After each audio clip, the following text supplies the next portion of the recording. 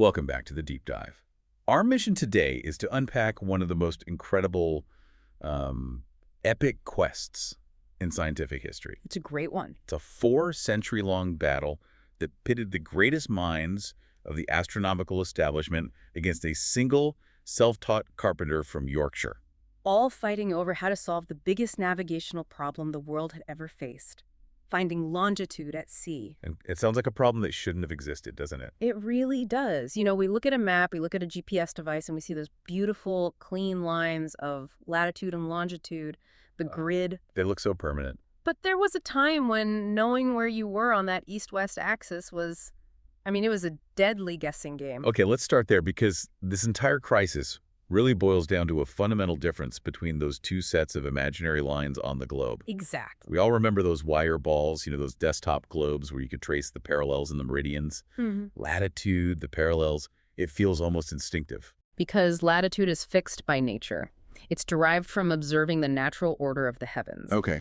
The equator is 0 degrees, not because we just, designated it, but because the sun is almost directly overhead at the equinoxes.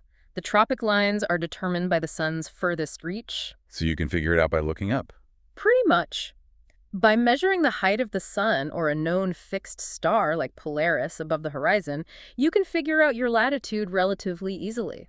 But longitude, those meridians that run from pole to pole, are completely arbitrary. They have no natural anchor point. Purely arbitrary and purely political. And that, right there, that is the crux of the dilemma. A political decision. Think about it. Any line drawn from pole to pole could serve as the 0 point. So historically, every major power wanted that 0 line to run through their capital. Of course. Back in AD 150, the cartographer Ptolemy chose the Fortunate Islands, the modern-day Canaries. But then map makers moved it repeatedly to Rome, to Paris, to Philadelphia. So because that 0 line is arbitrary, finding your position relative to it at sea became, well, virtually impossible. Yes, that's the adult dilemma. You can easily find your position north or south, but you have no cosmic marker at all for east or west. And that lack of a marker demanded a crucial calculation. Tell us the core concept a sailor needed to execute. The essential calculation itself is disarmingly simple, which, makes the centuries of failure to achieve it even more frustrating. Right. To determine your longitude, a sailor needs 2 pieces of information measured at the exact same instant.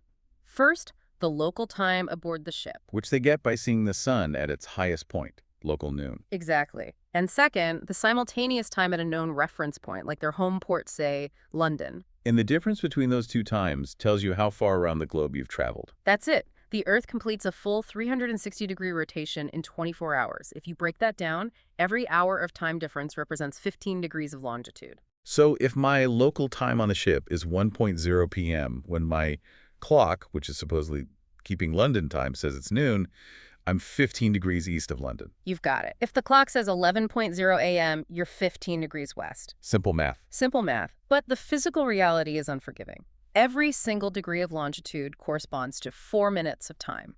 4 minutes. So if your clock is off by just 1 minute, you're 15 nautical miles off course at the equator. And the most accurate clocks available to navigators for centuries. The best pendulum clocks on land. Right.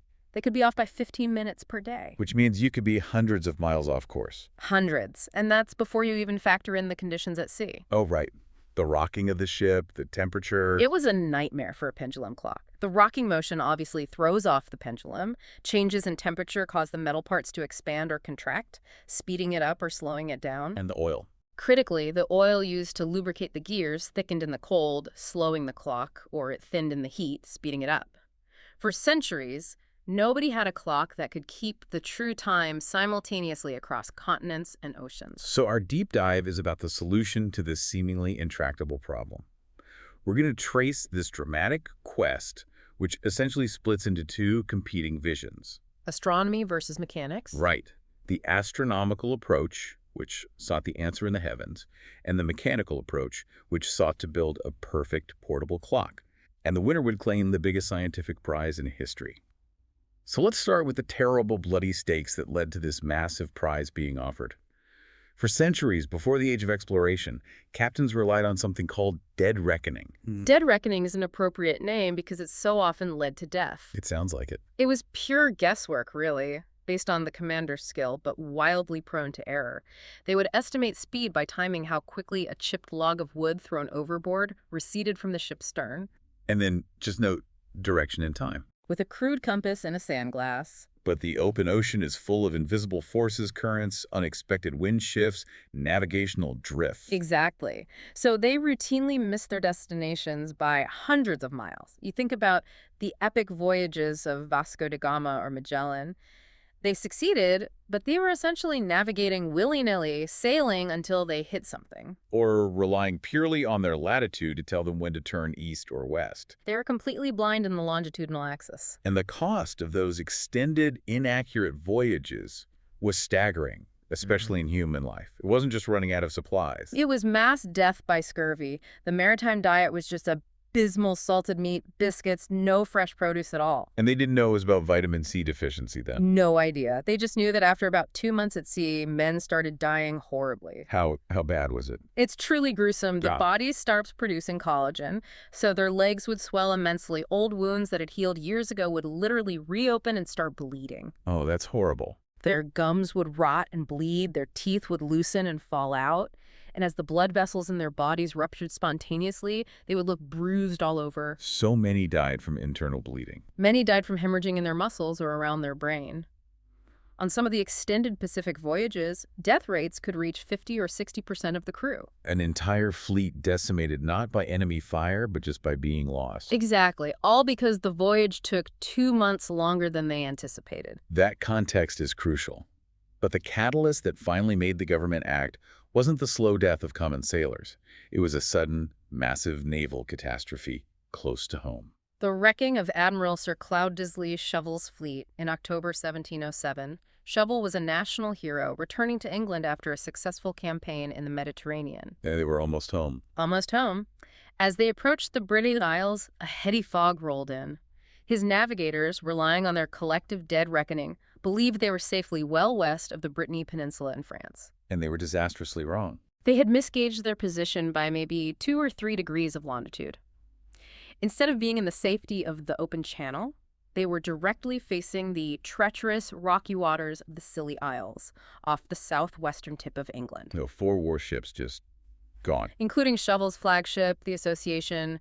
They ran aground and were instantly lost in the storms. And the human toll. Over 2,000 men perished, including Admiral Shovel himself, who reportedly survived the wreck only to be washed ashore and, according to legend, murdered for an emerald ring he wore. 2,000 men. That is an astonishing loss for any navy, especially in peacetime. A huge blow. But the story also carries that incredibly dark detail about the sailor who was hanged. Yes, it's a chilling illustration of the dangers of institutional arrogance. One unnamed sailor, who had kept his own independent and apparently accurate reckoning, desperately tried to warn the officers that they were sailing toward the rocks. And he was punished for it. Shovel's standing orders, designed to prevent panic, stated that anyone questioning the officer's course could be executed for mutiny. This poor man was summarily hanged for subversion just hours before the entire fleet wrecked, precisely where he predicted. It's hard to imagine a more potent symbol of the failure of the current navigational methods than that single tragedy. You were right to call it the catalyst. The financial and military blow was unacceptable. Suddenly, the problem of longitude wasn't just about trade, it was about national security and naval dominance. And we can't forget the economic havoc this ignorance caused globally. They couldn't protect their trade routes. No, they were confined to these narrow, predictable lanes, which made them vulnerable to pirates and rival nations. Like the capture of the Portuguese galleon, the Madre de Deus. A perfect example, 1592.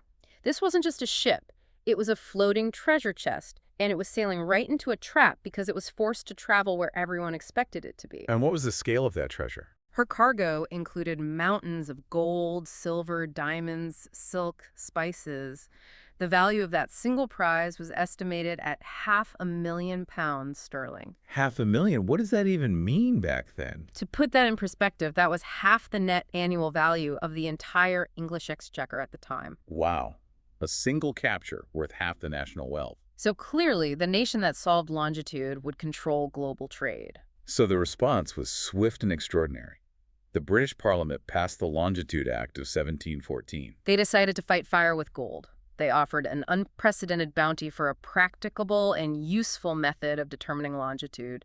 The prize was 20,000 pounds. That sum is just mind-boggling for the 18th century. That's easily the equivalent of several $1,000,000 today. An enormous research grant for a single man or a team, and they established tiers, which shows how serious they were. Right. It wasn't all or nothing. The full 20,000 pounds required accuracy to within half a degree, which meant locating your position within 30 nautical miles at the equator.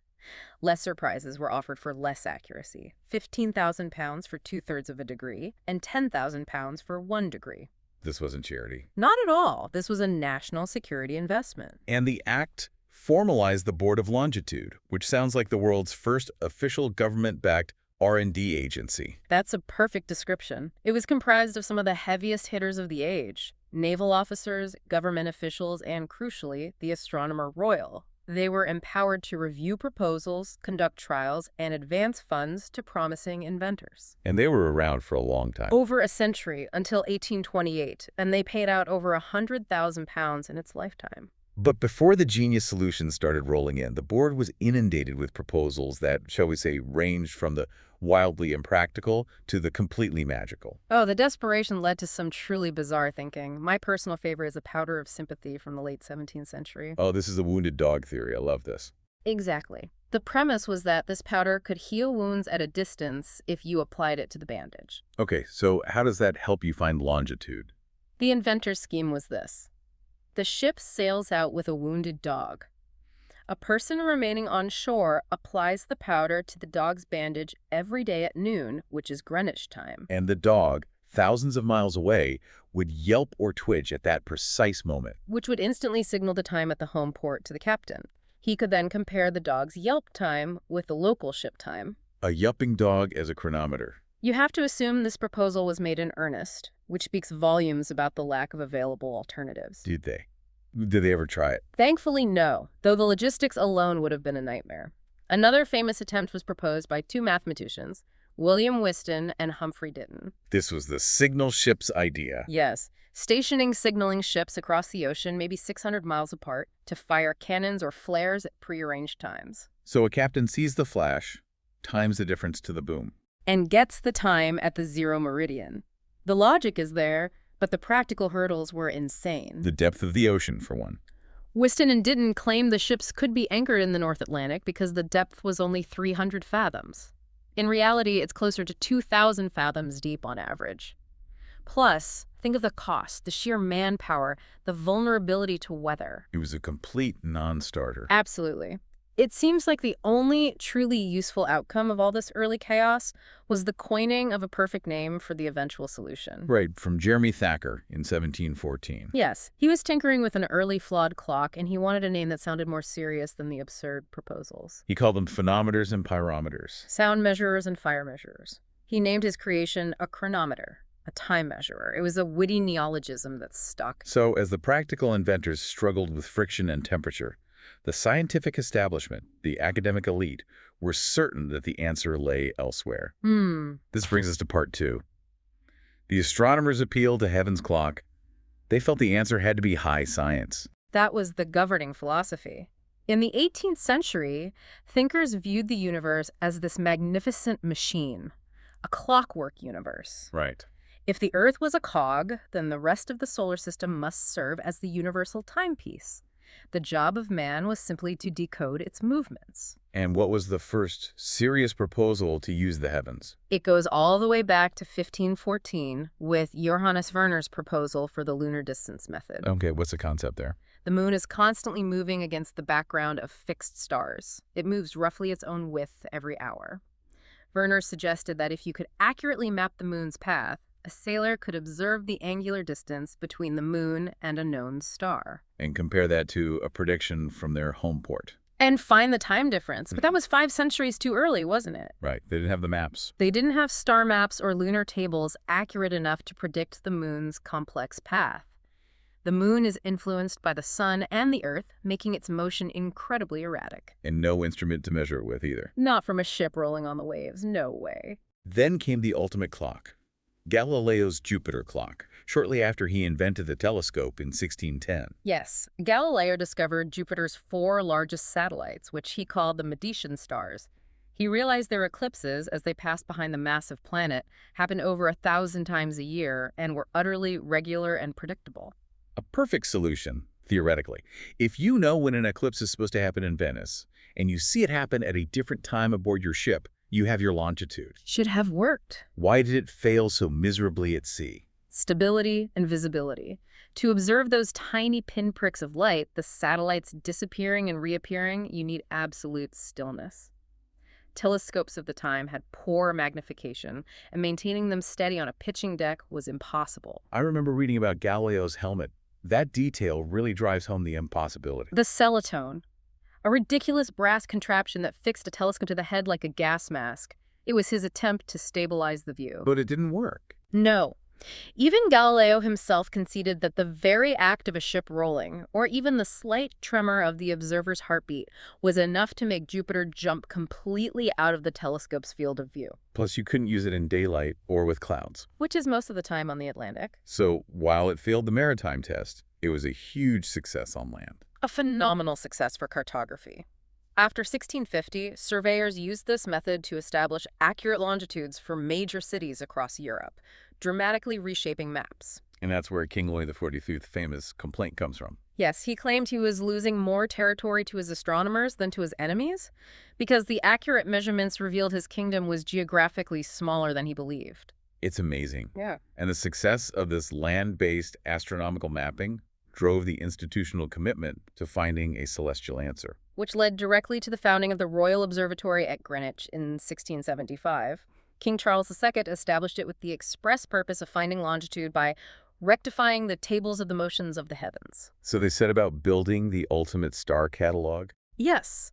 The first astronomer royal, John Flamsteed, spent 40 grueling years mapping the precise positions of 30,000 stars. They were building the database needed for the lunar distance method to finally work. So they had the maps, but they still needed the instrument to take the measurements from the rolling deck. That came in 1731 with the Hadley-Godfrey quadrant. This was the breakthrough. It used a system of paired mirrors, allowing the navigator to look directly at the horizon and simultaneously superimpose the reflection of the moon or star onto that fixed horizon line. So it didn't matter if the ship was pitching and rolling. Exactly. The two objects in the sights retained their relative positions. This instrument, later refined into the sextant, made observation possible. Okay, so by the 1730s, they have the maps from Flamsteed and the instrument from Hadley. But they still need the prediction, the tables that could predict the moon's erratic path. Yes. Halley, the second astronomer royal, tracked the moon for 2 decades. But the ultimate mathematical genius came from a German cartographer named Tobias Mayer. And what did he do? He took Leonhard Euler's complex, high-level mathematical equations and applied them to the moon's motion, and he was hugely successful. How accurate were his tables? Mayer's lunar tables were accurate to within 1.5 minutes of arc. That margin of error was tight enough to meet the top prize requirement of the Longitude Act. Okay, wait. If the tables were accurate enough, why didn't the astronomical method immediately win the prize? Because the use of the tables was incredibly complicated. The measurement of the angular distance between the moon and a star was just the beginning. You then had to correct for 5 or 6 variables: the altitude of the object, atmospheric conditions, and most complexly, the refraction of light and lunar parallax. Let's unpack lunar parallax for a moment, because that sounds terrifying if you're a sailor on a cold, dark deck. It's basically the difference between where you see the moon from your ship and where a theoretical observer at the dead center of the Earth would see the moon. So your own position on the curve of the Earth changes the angle. Slightly, yes. Your perspective on the Earth's surface shifts the moon's position relative to the background stars. You had to calculate that angle change. So you're measuring, then adjusting for the fact that light bends in the atmosphere, and then adjusting for your own location on Earth. All of this demanded immense mathematical skill and about 4 hours of calculation on deck, often in poor light, freezing conditions, and with a shaky hand. And if a cloud rolled past, You had to wait hours or days and start over. this inherent complexity, the necessity of high-level calculation, is what made the lunar's method so deeply appealing to the scientific elite, isn't it? Absolutely. It was high-status science. It was elegant, relying on the predictable laws of the universe. To them, the alternative, some mechanical clock built by a carpenter, was fundamentally lowbrow, unpredictable, and beneath the dignity of the Royal Society. And now we introduce the man who challenged that entire establishment, the mechanical antihero, John Harrison. While the astronomers were staring heavenward, Harrison was building a machine that captured time in a box. Harrison, born in 1693, was a man of phenomenal self-taught genius. He was a carpenter, and his approach was always practical, rooted in material science and relentless testing. I read he got his early education by copying out a full textbook on natural philosophy. That's right, Mr. Saunderson's mechanics, a painstaking process that taught him the basic laws of physics. And his very first clocks addressed the two main failings of contemporary timekeeping: friction and temperature. He started with the wood clock in 1713. He realized metal clocks failed primarily because of the lubricating oil, so Harrison built his clocks almost entirely of wood. That seems counterintuitive. Except he used lignum vitae for the gears, a tropical hardwood that is so dense and oily that it essentially lubricates itself. No added oil needed. Right. It eliminated the problem of oil thickening or thinning with temperature changes. That's genius. It's solving a material problem by finding a superior natural material. And he applied that same ingenuity to the pendulum itself. That was the gridiron pendulum, invented around 1725, solving the expansion problem on land. Metal expands when it's hot. Right, it lengthens, changing the pendulum's swing rate and slowing the clock. Harrison combined alternating strips of two metals, brass and steel, which expand and contract at different known rates. So the expansion of one metal was perfectly countered by the other. Precisely. The effective length of the pendulum remained constant, regardless of the temperature in the room. Perfect temperature compensation. And he also perfected the grasshopper escapement, A mechanism that was friction-free and incredibly quiet. And the results of these innovations were staggering. How accurate were his land clocks? In an age where 15 minutes of daily error was standard, Harrison's clocks erred by only 1 single second per month. 1 second a month? That's an exponential jump in precision. It's unbelievable. When he set his sights on the Longitude Prize, however, he had to discard his greatest innovation, the pendulum. Yes, a pendulum is useless on a ship. It's too susceptible to gravity and motion. So Harrison needed a revolutionary new mechanism that could keep that phenomenal precision while being self-contained and stable. In 1730, he came to London and laid his plan before the establishment. And he earned a crucial supporter in George Graham, the renowned London watchmaker. Graham was skeptical, but so impressed by his logic that he gave Harrison a generous, interest-free loan to build his first sea clock, H1. Describe H1. It sounds like a fantastic, massive mechanical sculpture. It was huge. Completed between 1730 and 1735, it weighed 75 pounds and was housed in a 4-foot glazed cabinet. So what replaced the pendulum? It was full of spring-loaded seesaws and interconnected brass components, a complex system of counterbalancing to neutralize the motion of the ship. It literally looked like a cross between a galley and a galleon. And his first trial was the trip to Lisbon in 1736. A highly significant test run. On the return voyage on HMS Centurion, the captain, Roger Wills, did his dead reckoning and estimated they were nearing the coast at start point. Harrison, checking H1s, said no. He countered that they were farther west. 60 miles farther west at the Lizard. They followed Harrison's advice, and H1 was proved correct. That must have shaken the captain's faith in dead reckoning entirely. It did. Captain Wills swore out an affidavit stating that H1 had placed them with much greater exactness than any other method. But Harrison, the relentless perfectionist, didn't claim the prize. No, he asked for more money to make H2 better. He was keenly aware of H1's remaining flaws. The board advanced him 500 pounds. And he started work on H2, but then H3, which became a monumental undertaking. It consumed 19 years of his life from 1741 to 1759. And H3 saw him introduce even more fundamental mechanical innovations that we still use today. Yes. He developed the bimetallic strip-laminated brass and steel that would bend slightly in response to temperature change, using that movement to compensate the balance wheel. Every thermostat in a home today uses that exact principle. Exactly. He also developed caged ball bearings, dramatically reducing friction, which are now ubiquitous in modern machinery. Yet, H3 was still bulky, about 60 pounds. The real breakthrough in portability came from a seemingly unrelated project. A personal pocket watch. That's where the key insight came from. In 1753, he designed a highly accurate watch for a clockmaker named John Jeffreys. Harrison realized that if he could maintain precision in a small watch, he didn't need a huge, complex clock. He needed a perfect, large watch. And that epiphany led to the creation of H4, the miniature miracle. Finished in 1759. Yes. It was only 5 inches in diameter and weighed just 3 pounds, housed in paired silver cases. It looks like a massive pocket watch. And it achieved its precision by fighting friction with precious stones. Harrison used diamonds and rubies as pallets and bearings, a level of intricate jeweling mastered in secret by him and his son William. He called it more beautiful or curious in texture than any other invention. So we have the clock, the revolutionary H4, ready for its official trial. And this brings us to part 4, the boardroom battle and the villain. Because this story is about to shift from mechanics to brutal political infighting. The board was forced to act, and the first official test was the voyage to Port Royal, Jamaica in 1761. William Harrison, John's son, sailed with H4 aboard HMS Deptford. And the board ensured absolutely no funny business could happen. They were meticulous. H4 was locked in a box, and 4 separate keys were distributed, one to William, one to the captain, one to the lieutenant, and one to the governor-designate in Jamaica. No one person could access the mechanism. Correct. And the voyage itself was fraught with drama.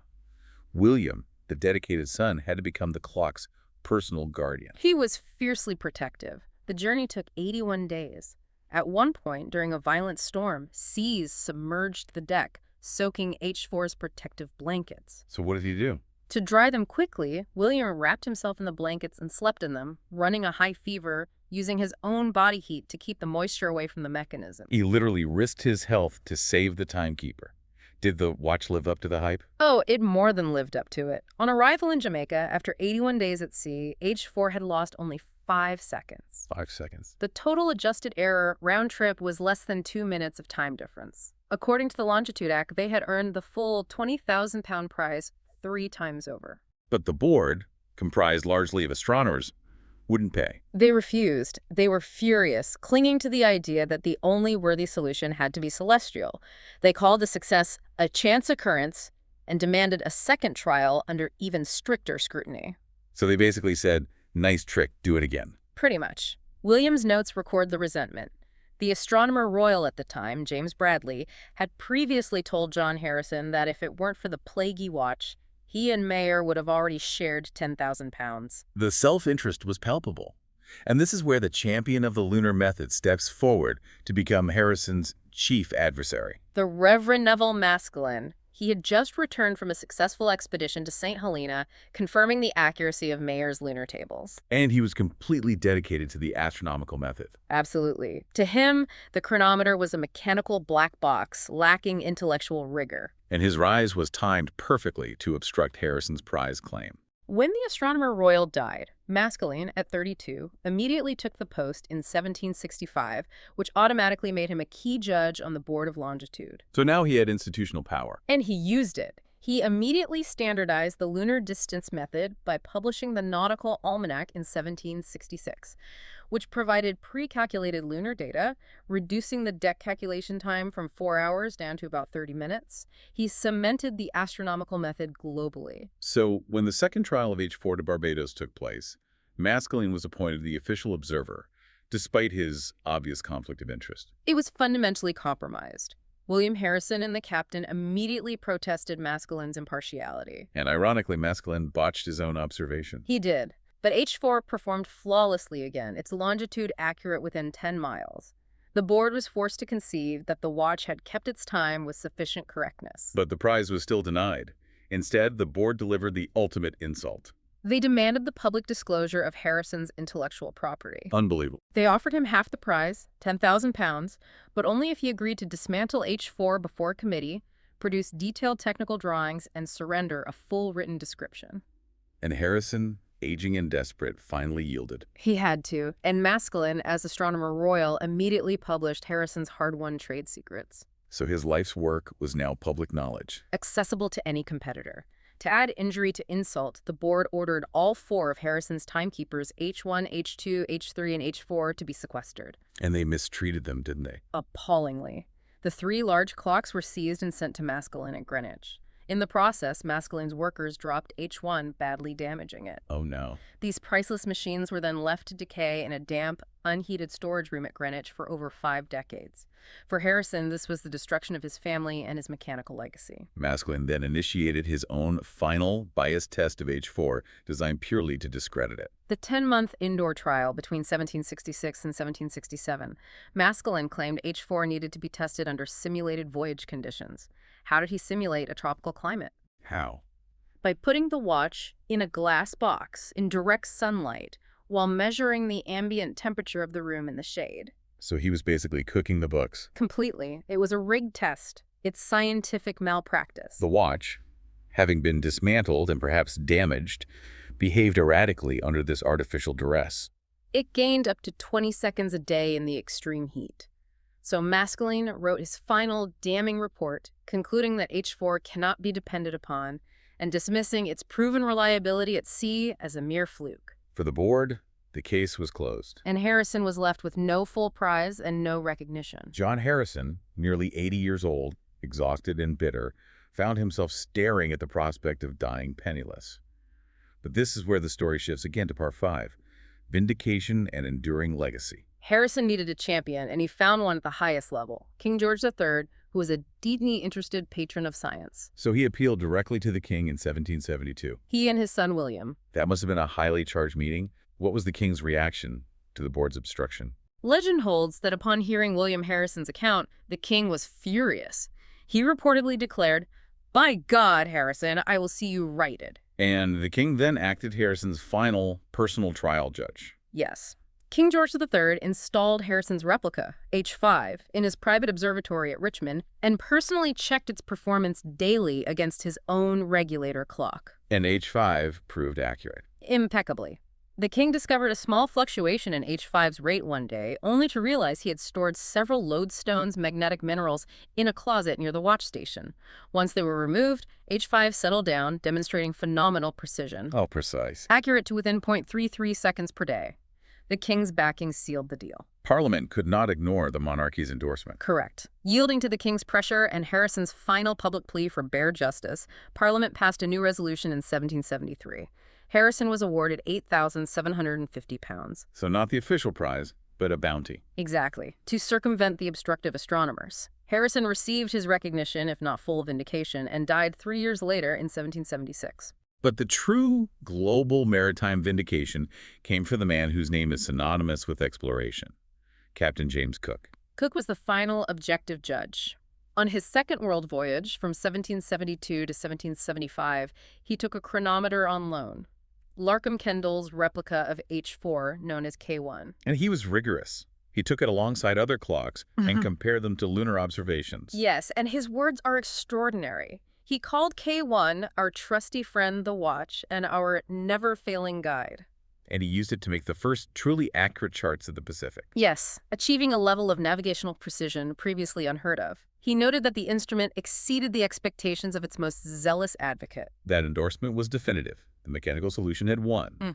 The only remaining hurdle was transitioning from a unique invention to an affordable, mass-produced tool. That's the legacy of the next generation of clockmakers, John Arnold and Thomas Earnshaw.